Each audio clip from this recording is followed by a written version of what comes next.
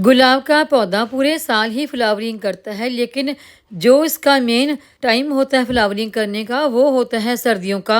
गुलाब के पौधे से सर्दियों में अच्छी फ्लावरिंग लेने के लिए हमें इसके ऊपर कुछ काम करने होते हैं, जिससे इस प्लांट की ग्रोथ अच्छी आए और प्लांट में सूखने की प्रॉब्लम ना हो और ना ही पौधों में डाई बैक की प्रॉब्लम आए और सर्दियों में आपका पौधा पूरा फूलों से भरा रहे। तो उसके लिए हमें अपने गुलाब के पौधे पर कौन कौन से जरूरी काम करने हैं, आज की हमारी वीडियो इसी के बारे में होने वाली है। नमस्कार दोस्तों, मेरे गार्डनिंग चैनल पर आप सबका स्वागत है। गुलाब के पौधे से अच्छी फ्लावरिंग लेने के लिए उसके ऊपर जो भी हमने काम करने हैं वो हमें सर्दी शुरू होने से पहले करने हैं, यानी कि अक्टूबर नवंबर के महीने में आप ये काम कर सकते हैं, यानी कि उस समय टेम्परेचर ज़्यादा नहीं होना चाहिए। मेरा ये जो आप रोज़ प्लांट देख रहे हैं ये एक ग्राफ्टेड प्लांट है। ये प्लांट गर्मियों में ही मेरे घर में आया था, तो इसकी वीडियो भी मैंने शेयर की थी। आज हम इस प्लांट की ही ब्रांच की प्रूनिंग करेंगे। हालांकि ये प्लांट हमारा बहुत ज़्यादा कोई फैला हुआ नहीं है। और ये जो आप मेरा दूसरे वाला प्लांट देख रहे हैं, इस प्लांट को मैंने कटिंग से ग्रो किया है। ये भी ज़्यादा फैला हुआ नहीं है, बस इसकी अभी एक ही ब्रांच है। और ज़्यादा इसकी ब्रांच निकलें तो उसके लिए हम इसके टिप को ऊपर से काट देंगे। मैं आज इन दोनों अपने पौधों पर हार्ड प्रूनिंग नहीं करूँगी, बस थोड़ी सी ऊपर पिंचिंग ही करूँगी। हार्ड प्रूनिंग वो होती है जब आपका कोई प्लांट बहुत ज़्यादा फैल चुका होता है और आप तकरीबन 70 से 80% तक उसकी ब्रांच की कटिंग कर देते हैं, उसे हार्ड प्रूनिंग बोला जाता है। जैसे ये मेरा रोज़ प्लांट है, इसकी बहुत ज़्यादा पतली पतली सी ब्रांच निकली हुई हैं, तो इसके ऊपर आज हम हार्ड प्रूनिंग करेंगे। अगर आपने अभी तक अपने रोज़ प्लांट की हार्ड प्रूनिंग नहीं की है तो इस महीने यानी कि अक्टूबर के महीने में आप इसकी हार्ड प्रूनिंग कर सकते हैं। इससे लेट मत करें। अगर आप लेट प्रूनिंग करेंगे तो उसका रिजल्ट ये होगा कि आपके प्लांट की ग्रोथ भी लेट स्टार्ट होगी और उसमें फूल भी लेट आएंगे। गुलाब के पौधों पर हार्ड प्रूनिंग करने का फ़ायदा ये होता है कि जितना ज़्यादा हम इसकी ब्रांच की कटिंग करते जाएंगे, ये प्लांट उतना ज़्यादा हेल्दी घना होता जाएगा और इसके ऊपर ज़्यादा से ज़्यादा कलियां और फूल भी आएंगे। हार्ड प्रूनिंग करनी इसलिए भी ज़रूरी हो जाती है, जैसे देखिए हमारे इस गुलाब के प्लांट की जो ब्रांच हैं वो बहुत ही पतली पतली सी हैं। इन पतली सी ब्रांच के ऊपर जो फूल आएंगे वो फूल भी बहुत ज़्यादा छोटे होंगे और तुरंत ही झड़ जाएंगे, यानी कि वो फूल भी कमज़ोर होंगे। जैसे ही हम इनकी कटिंग करते जाएंगे तो ये ब्रांच हेल्दी होती जाएंगी, यानी कि मोटी होती जाएंगी और इनके ऊपर जो फूल आएंगे वो फूलों का साइज भी बड़ा होगा और फूल हेल्दी भी होंगे और लंबे समय तक वो फूल खिले रहेंगे, झड़ेंगे नहीं। ब्रांच को काटते समय जब भी कट लगाएं तो वो कट हमेशा तिरछा ही लगाएं। और ब्रांच को काटने के लिए जो भी आप कटर या फिर कैंची का इस्तेमाल कर रहे हैं उसे पहले सैनिटाइज जरूर कर लें, क्योंकि गुलाब के पौधे में इन्फेक्शन बहुत जल्दी हो जाता है और जिन ब्रांच की हम कटिंग करते हैं उन्हें डाई बैक की प्रॉब्लम होने लगती है। ब्रांच को काटते समय जो भी ब्रांच सूख चुकी हैं, ये पत्तियां सूख चुकी हैं, उन सभी को निकाल दें। आपको अपने रोज़ प्लांट के ऊपर हर साल हार्ड प्रूनिंग करने की ज़रूरत नहीं। अगर आपने एक साल हार्ड प्रूनिंग कर दी तो उससे अगले साल आप सॉफ्ट प्रूनिंग भी कर सकते हैं।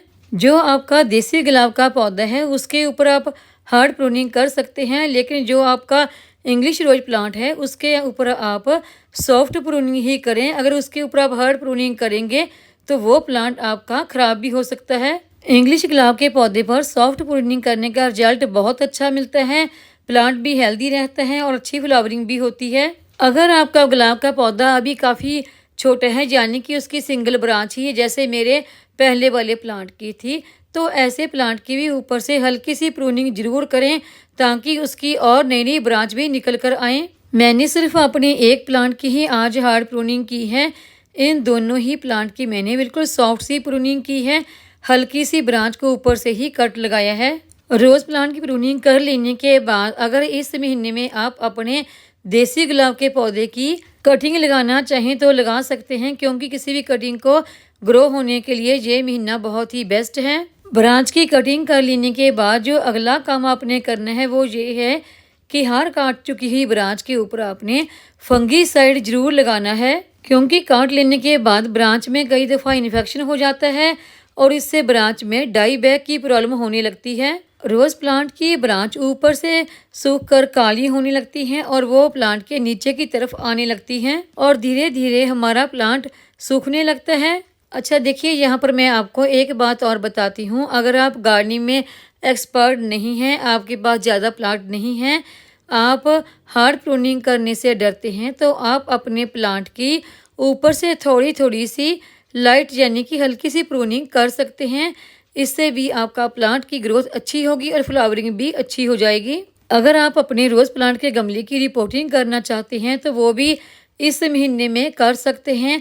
अगर इस महीने में आप नहीं कर रहे तो अगले 3-4 महीने में बिल्कुल ना करें, क्योंकि उस समय आपके प्लांट के ऊपर बहुत अच्छी फ्लावरिंग हो रही होती है। फंगीसाइड लगा लेने के बाद अभी हम गमले की मिट्टी की कर देंगे गुड़ाई। गुड़ाई करने के बाद आप इस मिट्टी को बाहर भी निकाल सकते हैं या फिर मिट्टी को प्लांट की मेन ब्रांच के आसपास इकट्ठी कर दें। जो गुड़ाई आपने करनी है वो मेन ब्रांच से थोड़ा सा दूरी पर ही करें। गुड़ाई कर लेने के बाद देखिए, मैंने मिट्टी निकाली नहीं है, बल्कि मैंने ब्रांच के आसपास ही सारी मिट्टी को इकट्ठी कर दिया ताकि हमें फर्टिलाइज़र देने में आसानी हो सके। मेरे देखिए ये दोनों गुलाब के पौधे जिनमें मैं आज खाद दूंगी, ये ज़्यादा पुराने नहीं हैं, बल्कि मैंने एक को तो कटिंग से ग्रो किया है और दूसरे को भी इसी साल गर्मियों में लगाए हैं। अगर आपके प्लांट एक ही गमले में लगे हुए काफ़ी वक्त हो गया है तो आप मिट्टी की ऊपर की लेयर गमले से निकाल दें। मिट्टी आपने उतनी निकालनी है जब आपको प्लांट की रूट यहाँ पर दिखाई देने लगे। मेरे प्लांट ज़्यादा पुराने नहीं हैं तो मैंने मिट्टी बीच में ही मेन ब्रांच के आसपास इकट्ठी कर दी। प्लांट की गुड़ाई करना बहुत ज़रूरी है, इससे प्लांट की रूट तक धूप और एयर दोनों पहुंचती हैं, जिससे प्लांट की ग्रोथ अच्छी होती है और गुलाब के पौधे की जड़ों को फंगस नहीं लगेगी, क्योंकि गुलाब के पौधों में फंगस बहुत जल्दी लग जाती है और हमारे प्लांट बहुत जल्दी मर जाते हैं। हर 10-12 दिन के बाद गमले की मिट्टी की गुड़ाई इसलिए जरूर करते रहें। अभी देंगे हम इस प्लांट को खाद, जिससे हमारा प्लांट बढ़िया हेल्दी बना रहे, प्लांट हमारा स्ट्रांग हो और सर्दियों में उस पर खूब अच्छी फ्लावरिंग हो। सबसे पहली खाद ये मैंने ली है नीम की खली।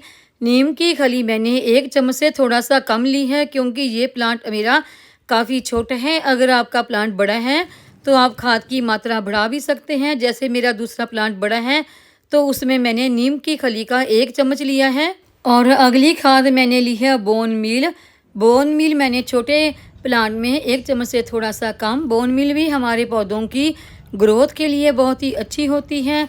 और ये दूसरा प्लांट है बड़ा, उसमें मैंने बोन मील की मात्रा ज़्यादा ली है। और जो अगली यानी कि तीसरी खाद मैंने यहाँ पर ली है वो है ये सीवीड।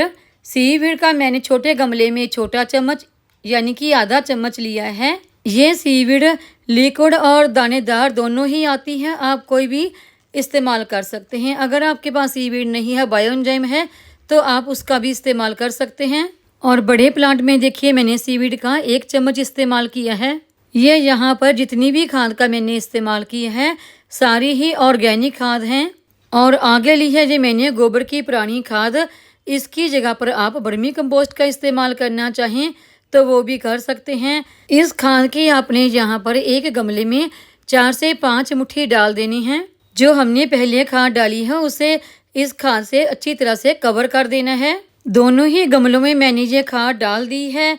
जो छोटा प्लांट है उसमें 1 मुट्ठी कम और जो बड़ा हमारा प्लांट है उसमें मैंने तकरीबन 5 मुट्ठी के आसपास इस खाद का इस्तेमाल किया है।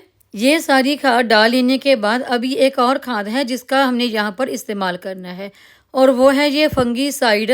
छोटे गमले में मैंने देखिए तकरीबन आधे चम्मच से भी थोड़ा सा कम यहाँ पर फंगीसाइड का इस्तेमाल किया है।